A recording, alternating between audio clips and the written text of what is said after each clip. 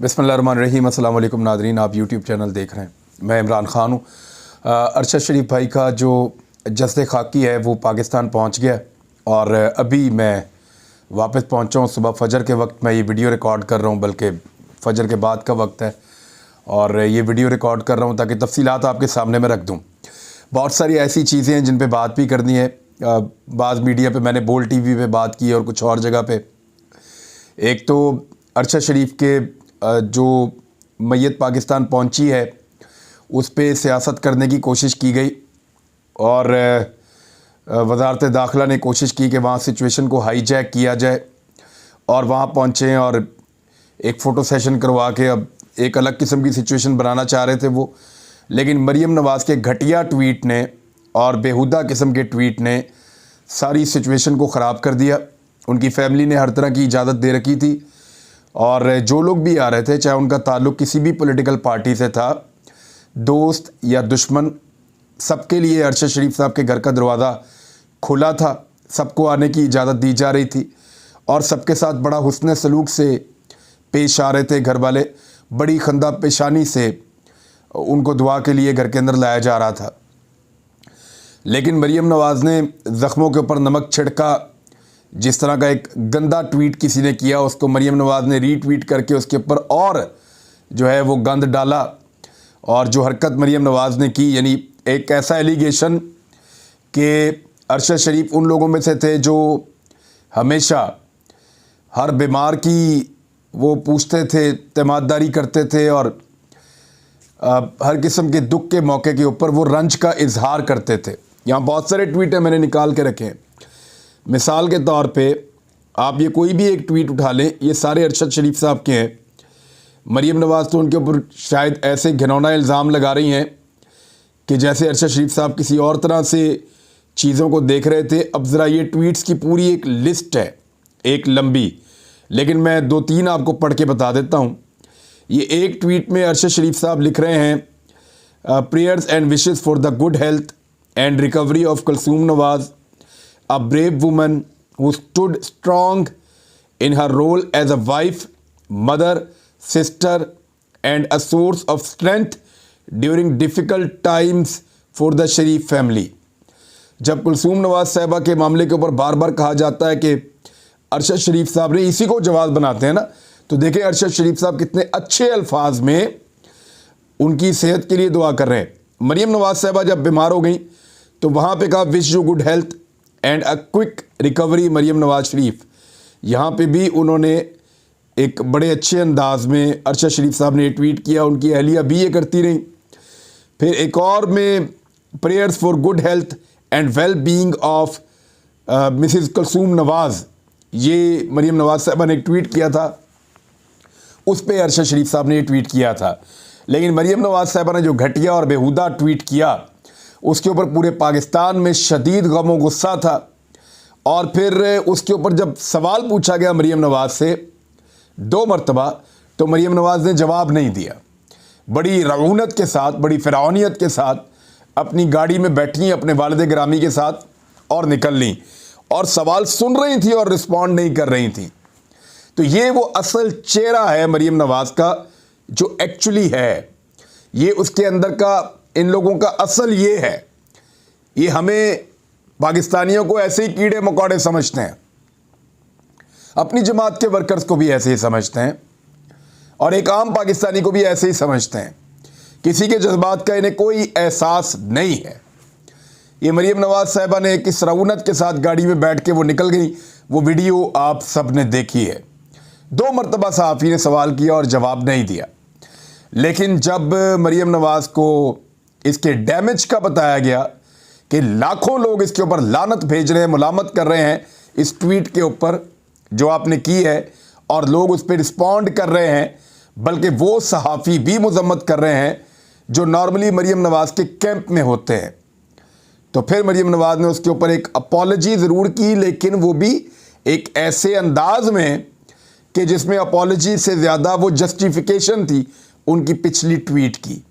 इस भोंडे अंदाज में उन्होंने उसको अपॉलजी किया है। अब इसके बाद फिर फैमिली जो है उनका काफ़ी दिल दुखा। हम सबको बड़ी तकलीफ हुई इस बात के ऊपर कि वो अरशद शरीफ जो हर बीमारी के अंदर, हर दुख के अंदर हमेशा अच्छे जज्बात का इजहार करता था, उसकी मैयत की तस्वीर लगा के, इतना भोंडा इल्ज़ाम लगा के, इतनी घटिया ट्वीट करने के बाद कैसे फिर उनकी फैमिली से एक्सपेक्ट किया जा सकता है कि वो हर चीज़ अलाउ करते चले जाएं। तो उन्होंने कहा जी नहीं, वो वहाँ पे एयरपोर्ट पे कोई ना आए, हम लोग खुद जाएंगे और जाकर रिसीव करेंगे।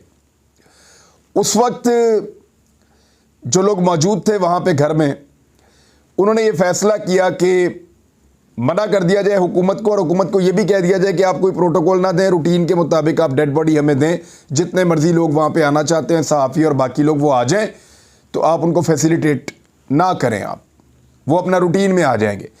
तो गवर्नमेंट ने फिर बदला लेने का फ़ैसला किया, और फिर जिस तरीके से बदला लिया, बाकायदा वहाँ पे जो सिक्योरिटी पे मौजूद लोग थे, मुझे कुछ लोगों ने ये बात बताई, मुराद सईद ने भी बताया कि उनके नाम लिखवाए गए थे कि ये बंदे अंदर दाखिल ना हों। लोगों को रोक लिया गया, सहाफ़ियों को रोक लिया गया, हमें रोक लिया गया, और सिर्फ फैमिली के चंद लोगों को अंदर जाने दिया गया। ये बदला था हुकूमत की जानिब से, अगर तुम हमें नहीं आने दोगे तो हम किसी को भी नहीं जाने देंगे। लेकिन रात 2 बजे जिस तरह पाकिस्तानियों ने अपने हीरो का इस्तकबाल किया, जिस तरह शहीद को इज़्ज़त दी है, ये बात बताती है कि रात 3, सवा 3 बजे वो मैयत को बाहर लेकर आए। लोगों की बहुत बड़ी तादाद सैकड़ों में मौजूद थी। वो फूल लेकर आए थे, पाकिस्तान के परचम लेकर आए थे, तकबीर के नारे बुलंद कर रहे थे, नारा रिसालत बुलंद कर रहे थे, पाकिस्तान जिंदाबाद के नारे लगा रहे थे, अरशद शरीफ के नारे लगा रहे थे। तो ये अरशद शरीफ को अल्लाह ताला ने, शहीद अरशद शरीफ को ये इज़्ज़त बख्शी है, ये किसी और के खाते में नहीं आई। तो मैंने आज ये मिसाल भी दी थी कल कि ऊँट बैठा हुआ भी हो ना तो कुत्तों से बड़ा होता है। जिन लोगों से शरीफ ख़ानदान ने डील की भीख मांगी है ना, जहाँ जाकर बूट पॉलिश करके भीख मांगी है, डील की, और आकर हुकूमत में बैठे हैं, वहाँ अरशद शरीफ से डील की बहुत कोशिश की गई है। अरशद शरीफ वो है जो डटा रहा, जिसने हिम्मत नहीं हारी, वो अपनी कौम के लिए, अपने मुल्क के लिए लड़ता रहा। एक आम शहरी, एक आम पाकिस्तानी और एक सहाफ़ी के तौर पे उसने अपना हक अदा किया है। तो ये तुम लोगों से नहीं हो पाएगा, ना कभी कर पाओगे, ना इतनी औकात है। ज़िंदगी पूरी की पूरी डीलों से और करप्शन से और मनी लॉन्ड्रिंग से और केसेस से भरी हुई है। तो अरशद शरीफ के सामने बोने हैं, लिहाजा उसके बारे में बात करने से बेहतर है कि शट अप, इस पे बात ही ना करें। अब अरशद शरीफ साहब का अब जो नमाज जनाजा है वो जुमेरात को होगी। दोबारा फैसला किया गया, पोस्टमार्टम करवाने का मशवरा दिया गया। फैमिली से पूछा, फैमिली का दिल बहुत बड़ा है, उन्होंने कहा जी बिल्कुल पोस्टमार्टम करवाएंगे। और अब पिम्स हॉस्पिटल में उनका पोस्टमार्टम हुआ है सुबह के वक्त। ऑब्ज़र्वर डॉक्टर भी मौजूद थे और नुमाइंदा भी फैमिली की तरफ से मुकर्रर किया गया था। तो यहाँ पे जो पोस्टमार्टम रिपोर्ट है वो आएगी तो हम देखेंगे कि कीनिया की रिपोर्ट से वो कितनी मुख्तलिफ है। अच्छा, कीनिया में जो हुआ, वहाँ के सहाफ़ियों ने उस पर सवालात खड़े कर दिए। पाकिस्तान की फ़ौज ने GHQ ने एक लेटर जारी किया है, एक ख़त लिखा है हुकूमत पाकिस्तान को। वो भी मैं आता हूँ उसकी तरफ और बताता हूँ कि वो कौन था जिसकी वजह से ये सारा दिन पाकिस्तान को, हमें, अरशद शरीफ को ये सब देखना पड़ा। कीनिया में जो सहाफ़ी हैं उन्होंने अरशद शरीफ के कत्ल पे कुछ सवालात उठा दिए हैं। उन्होंने कहा कि कीनिया पुलिस ने अरशद शरीफ की गाड़ी रोकने की कोशिश की, नहीं की। क्या कार सवारों ने हुक्म मानने से इनकार किया? ऐसा तो कुछ हुआ ही नहीं। अगर कार सवारों ने पुलिस पर फायरिंग नहीं की तो पुलिस ने गोलियां क्यों चलाई? ये भी सवाल है। गाड़ी के टायरों को नकारा बनाने की कोशिश क्यों नहीं की? डायरेक्ट गोलियां बंदे को क्यों मारी? ये भी सवाल है। पुलिस ने ड्राइवर के बजाय मुसाफिर के ऊपर गोली क्यों चलाई? इधर वाली सीट पे ड्राइवर था, इधर मारता गोली, लेकिन मारी दूसरी तरफ गोली जानबूझकर। गाड़ी में मुबैना तौर पर मगवी बच्चे की पुलिस बता रही थी कि एक अगवा किया हुआ बच्चा गाड़ी में है, तो ऐसी गाड़ी पे कैसे गोली चला सकते हैं? नहीं चला सकते। और फिर अगर सड़क पर गाड़ी आम थी तो गलत शनाख्त की वजह क्या थी। यानी जो गाड़ी है ना जो असल में चोरी हुई थी वो मर्सिडीज बेंज है और ये लैंड क्रूजर है। दोनों गाड़ियों की शेप के अंदर बहुत फ़र्क है, नंबर के अंदर बहुत फ़र्क है। तो पुलिस ने क्यों फायर खोला? और इसके बाद दोनों गाड़ियों के नंबरों में फ़र्क था, उसको पुलिस कैसे नहीं पहचान सकी, कैसे कंफ्यूज हो गई। और चोरी की गई जो गाड़ी का मॉडल और उसकी जो शेप है वो अलग किस्म की थी। साथ साथ पुलिस ने और बहुत सारे ऐसे डॉट्स छोड़ दिए हैं, ऐसे सवालात छोड़ दिए हैं जो कीनिया का मीडिया उठा रहा है और पाकिस्तान का मीडिया नहीं उठा रहा। कीनिया के मीडिया के अंदर बहुत बड़े पैमाने पर पूरे सफ़े की कवरेज हुई है अरशद शरीफ साहब के कत्ल की, उनकी शहादत की। यानी जिन्होंने मारा है उनके मुल्क में पूरे सफ़े की कवरेज हो रही है। और जिनका बंदा शहीद हुआ है, यहाँ इतना दबाव है कि ख़बर आपको ढूंढनी पड़ती है कि शहीद अरशद शरीफ की खबर कहाँ पे लगी हुई है। ये फ़र्क है कीनिया में और पाकिस्तान में। मारने वाले पूरे सफ़े की खबर लगा रहे हैं, जिनका शहीद हो गया है उनको पूरे सफ़े की क्या आधे सफ़े की खबर लगाने की इजाज़त नहीं है। वो कौन है जो रोकता है कवरेज से? वो कौन है जो सहाफ़ियों को फ़ोन कर रहा था? वो कौन है जो इदारों को फ़ोन कर रहा था कवरेज डाउन करने के लिए? फिर GHQ से बाकायदा एक जारी हुआ है पाक फ़ौज की तरफ से एक लेटर हुकूमत के नाम, वो भी मैं आपको बताता हूँ। DGISPR जो हैं तर्जुमान पाक फ़ौज के, उन्होंने भी बयान दिया है निजी TV को। उन्होंने कहा कि GHQ की जानिब से हुकूमत से दरख्वास्त की गई है कि अफसोसनाक वाक़े की मुकम्मल तहकीकात कराई जाएँ। इसके जो भी अवामिल और मुहर्रिकात थे इनको भरपूर तरीके से देखने की ज़रूरत है। कल वज़ीर-ए-आज़म ने कीनिया के सदर से बात की। हुकूमत पाकिस्तान और कीनिया की हुकूमत मुसलसल राब्ते में भी हैं और इस वाक़े से मुतल्लिक़ तफ़सीलात भी मौसूल हो रही हैं। बहुत ज़रूरी है इसकी आला सतह पर मुकम्मल तहकीकात की जाएँ। गो कि कीनिया की हुकूमत और उनकी पुलिस ने तस्लीम किया है कि यह वाक़या पुलिस की एक केस में शनाख्त के हवाले से गलती थी। वैसे अगर पुलिस को कोर्ट ना किया जाता उनके स्टेटमेंट में तो अच्छी बात है। कीनिया की पुलिस को पूरी दुनिया में जैसे कोर्ट किया जाता है और उसकी पुलिस के बारे में जो लोग कहते हैं उनके अपने सहाफ़ी कहते हैं और दुनिया भर में जो कीनिया की पुलिस के बारे में मशहूर है, उसके बाद तो उसको कोर्ट नहीं करना चाहिए था, ख़ास तौर पर DGISPR को। इसके साथ इन हालात पर बहुत से सवालात उठे हैं जिन पर हमारा ख्याल है कि बहुत आला सतह की इंक्वायरी होनी चाहिए ताकि तमाम चीज़ों को मंतकी अंजाम तक ले जाया जा सके।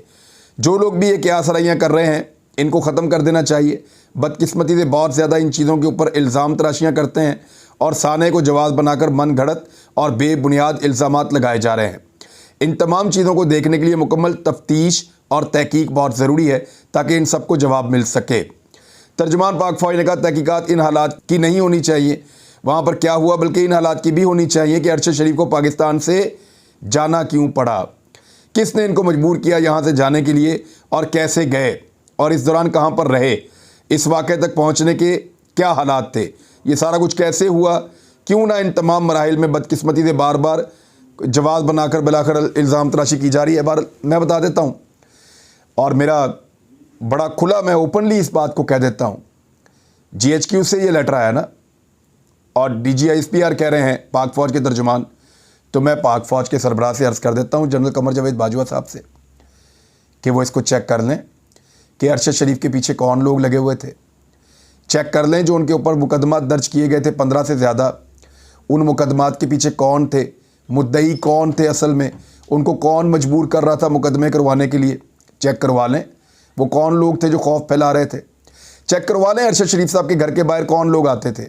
चेक करवा लें उनके दफ्तर के बाहर कौन लोग आते थे।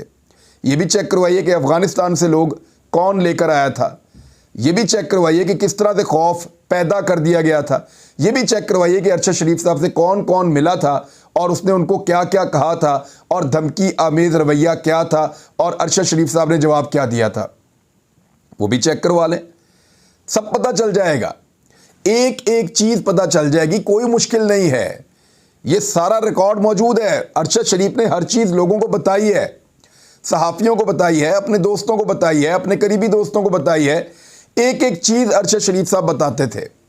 तो याद रखें, इसकी अगर इंक्वायरी करनी है तो बिल्कुल करें, लेकिन फिर नाम लेने में शर्म नहीं आनी चाहिए कि वो कौन है जो ये सारा कुछ कर रहा था, वो कौन था जो खौफ फैला रहा था, वो कौन था जिसने रातों रात AR भाई को भी मजबूर किया कि इन 2 बंदों को निकाल दो? किसने मजबूर किया AR भाई को? किसकी वजह से AR भाई को पाकिस्तान से जाना पड़ा UAE? और UAE की हुकूमत से सिर्फ पूछ लें कि वो कौन था जिसने UAE की हुकूमत को कहा कि इस बंदे को वापस पाकिस्तान के हवाले करो, और उन्होंने कहा कि आप 48 घंटे में UAE को छोड़ दें, और फिर उसके बाद वीज़ा नहीं था, उसको दुनिया के खतरनाक तरीन मुल्क में जाना पड़ा क्योंकि वहाँ ऑनलाइन वीज़ा मुयस्सर आ जाता है। और फिर वो कौन था जिसने वहाँ पे ये कत्ल कर दिया? ये सारी तहकीकात तो फिर ऐसे शुरू होनी चाहिए। मैं थोड़ा सा आपको आगे का लाए अमल भी बता दूं कि अभी अरशद शरीफ साहब के बेटे पाकिस्तान वापस आ रहे हैं। आज रात को तकरीबन लेट नाइट वो पहुंचेंगे और कल जुमेरात के दिन 2 बजे फैसल मस्जिद इस्लामाबाद के अंदर अरशद शरीफ की नमाज जनाजा अदा की जाएगी। उसने अपनी वफादारी का, अपनी वफा का इस वतन के साथ अपने लोगों के लिए लड़ने का हक़ अदा किया है। अब आप सबकी बारी है, उसको उसके शायान शान तरीके से दफन करना है, सपुर्दे खाक करना है। तो वो एक शहीद है, उसकी बहुत बड़ी शान है। उसकी वालदा की ख्वाहिश मैं आप सब तक पहुंचा रहा हूं। उन्होंने मुझे कहा था कि इमरान बेटा, मेरे बेटे को पूरे एहसास के साथ और पूरी इज़्ज़त और एहतराम के साथ और उसकी शान के मुताबिक दफन करना। तो आप सबसे ये गुजारिश है कि फैसल मस्जिद इस्लामाबाद 2 बजे जुमेरात की दोपहर आप सब आइए, शहीद के जनाजे में शिरकत कीजिए और फिर उसको कब्र तक पहुंचाइए। ये आप सब की ज़िम्मेदारी है। उसने वफ़ादारी का हक़ अदा किया है, आप भी अपना हक़ अदा कीजिए। अब तक के लिए इतना ही। बहुत शुक्रिया। अल्लाह हाफ़िज़।